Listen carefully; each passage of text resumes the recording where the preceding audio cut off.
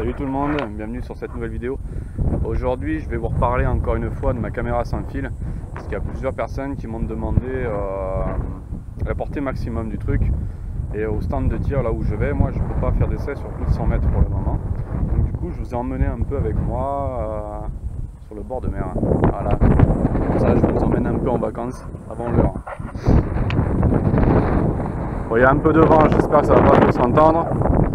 Enfin bref, donc du coup j'ai pris ma caméra sans fil, j'ai pris mon écran.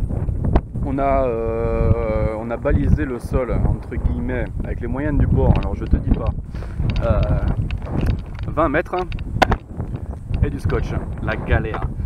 Là on a balisé déjà sur 200 mètres à peu près. Alors le problème qu'il y a, c'est que la colline elle est pas plane quoi. Il y a du relief de partout, donc je pense que ça va être un peu chiant. Donc on va voir ce que ça donne.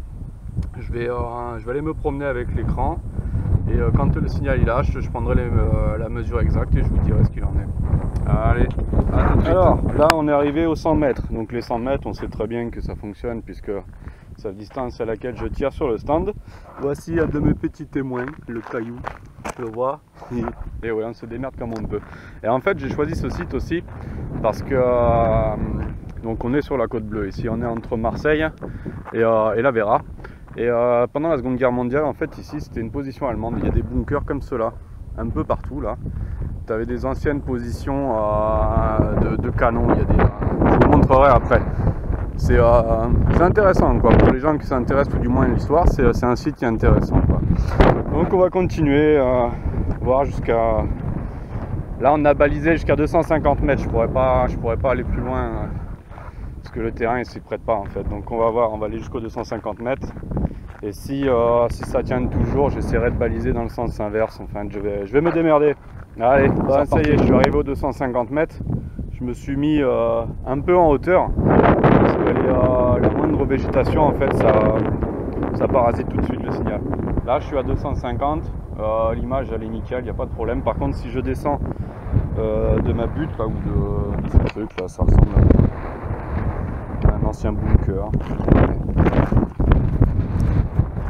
Ça devait pas être très sympa ici à l'époque. Enfin bref, 250 mètres, on passe toujours, mais il faut vraiment que le terrain il soit dégagé quoi. Donc là je vais retourner à ma caméra, je vais essayer de rebaliser 100 mètres de plus en arrière. Et si ça lâche toujours pas, il faudra que je trouve un autre site parce que là j'ai pas assez de recul. Voilà. Allez, c'est reparti. Et me revoilà. Alors, j'ai changé de site parce que le tout premier site j'étais bloqué à 260 mètres à cause du relief. Donc je perdais le signal. Là je suis avec Christophe qui est là-bas tout au fond avec la caméra. Moi je me promène donc avec mon moniteur et on a balisé cette fois-ci sur 600 mètres. Je sais pas si ça va tenir, honnêtement ça m'étonnerait, mais bon, on va tester, je vais me balader et puis je vous dirai ça. En attendant, je vous montre un peu le paysage.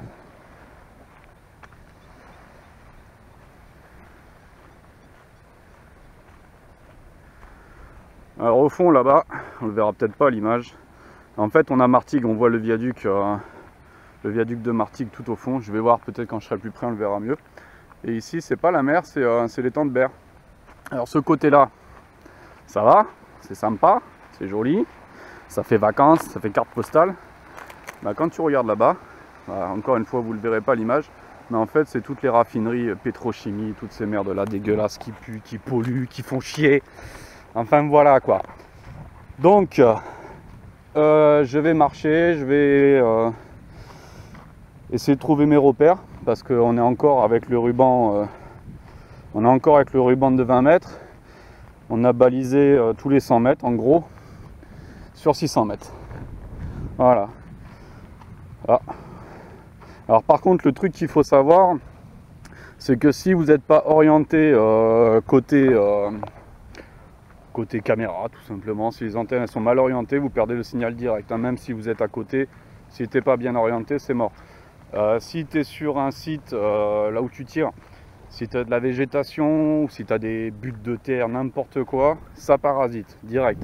Il faut vraiment un truc nickel chrome, rien qui puisse rien qui puisse interférer en fait la relation entre les deux appareils, quoi, tout simplement. Donc voilà, je vais marcher et je vous reprends quand ça coupe. A tout de suite.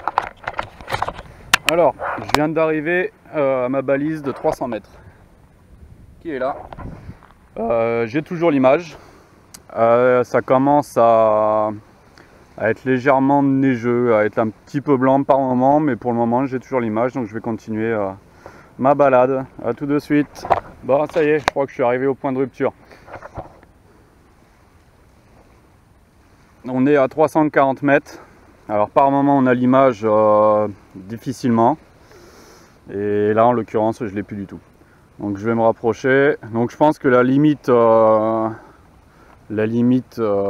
lisible, ça va être 300 mètres, 320 mètres. Alors après, il ne faut pas oublier qu'il y a une histoire d'antenne d'origine. Je l'avais expliqué dans une de mes premières vidéos. Voilà, donc là l'image revient un peu.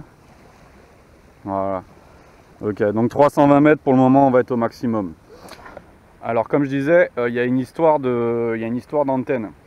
Rappelez-vous, tout au début sur mes vidéos, je vous expliquais que j'avais des parasites. Et d'après les recherches que j'avais pu faire, ça pouvait venir des antennes d'origine qui sont pas d'une qualité extraordinaire. Il existe des antennes bien plus performantes que ça. Alors moi je vous avoue que 320 mètres ça me suffit largement. Si vous de votre côté vous faites du 400 ou du 600 mètres, 400 avec les antennes de meilleure qualité, je pense que ça passera. 600 mètres à mon avis c'est cuit, hein, je vous le dis franchement, je pense que c'est cuit. Voilà. Putain enculé, je suis en train de me faire défoncer par un moustique. Casse-toi toi.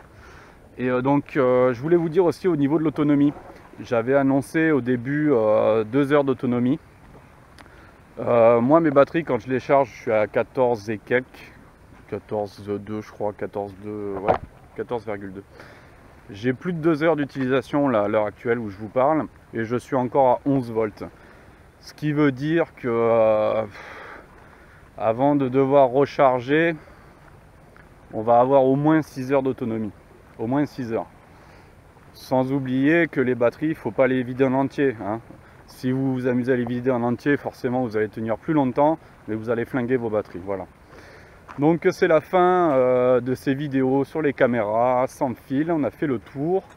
Si vous tombez sur cette vidéo par hasard, que vous êtes en train de vous demander de quoi je vous parle, regardez sur ma chaîne. Il y a 3 ou 4 vidéos parlant du sujet. Vous trouverez toutes les réponses aux questions que vous pouvez vous poser. Et puis voilà, je vous souhaite une bonne soirée parce que pour moi c'est le soir, le ciel il se couche. Et je vous dis à bientôt pour des nouvelles vidéos. Et ciao!